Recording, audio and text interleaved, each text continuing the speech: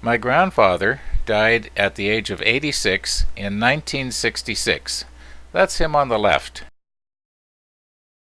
Grandpa didn't have any power tools as best I can remember, and I was already interested in woodworking a little bit at that time, and so my dad and I ended up with what was left of Grandpa's tools.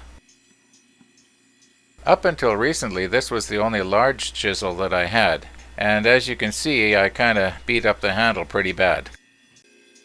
I can't remember exactly how I came to get this chisel, but I think I've had it ever since 1966. About 3 years ago, just for fun, I went on the internet and I keyed in all the information that I could get off this chisel, which wasn't much, but I actually found it. I found the exact same one. And the information I got at that time was that it was then just over 100 years old. Just recently I had made a handle for a little dowel saw blade. Maybe you saw the video. Anyway, I thought I may as well make a handle for this chisel.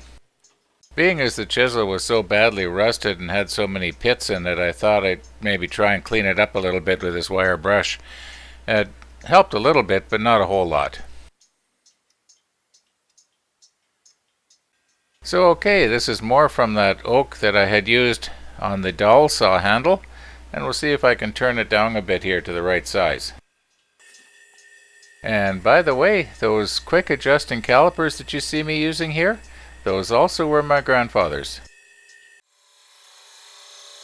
It's that stroboscopic effect that makes it look like my lathe is turning very slowly, but actually it's turning about 2000 RPM.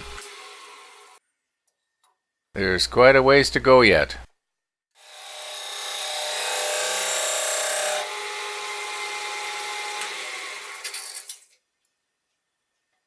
Still not enough.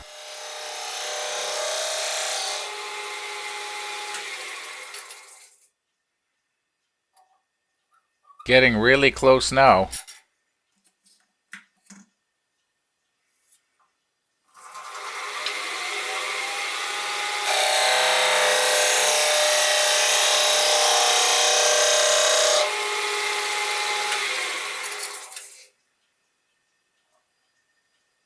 Okay, that's it.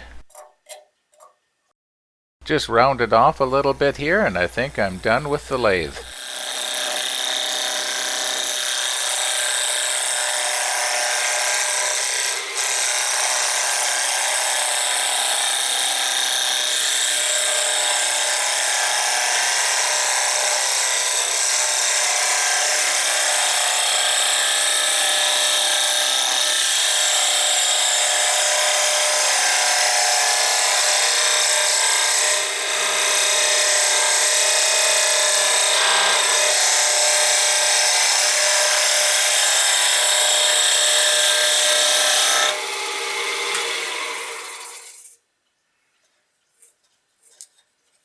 Just making a hole here for that tapered shank to go up into. If I make it too small, it'll split the wood. If I make it too big, the handle won't stay on.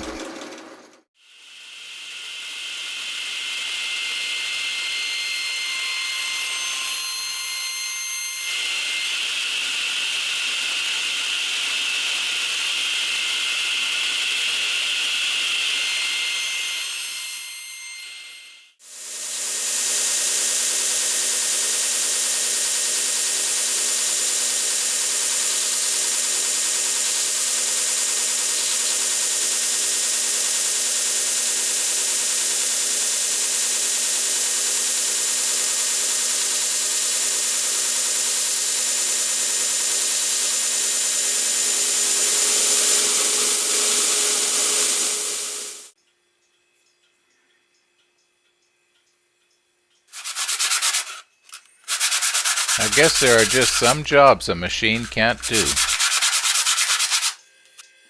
You know, I've got disposable rubber gloves within arm's reach, and I forgot to put them on. Well, there goes the clean fingernails.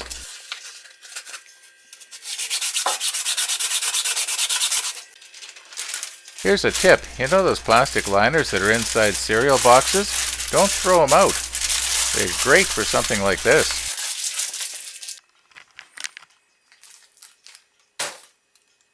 Well, it's not perfect, but it's sure a lot better than it was, and I had the fun of making it myself. Before I bought this Tormek sharpener, I did quite a bit of research and came to the conclusion that for the home workshop, this is about the best you could get. And Canadian Woodworker had a really good price on it, so I bought it from them. And I'm not sorry, it does a wonderful job. It just sharpens scissors and knives, and as you'll see here, it's going to do this chisel, and it's going to be just razor sharp. I was a little bit concerned that because the flat side of the chisel was so badly rusted and pitted, I wasn't going to be able to get a nice keen sharp edge. But by holding the chisel against the flat side of the stone, I was able to remove the pits where it counted. Okay, you gotta be impressed here. This is an old rusty 100-year-old chisel, and look at it effortlessly cut through this paper.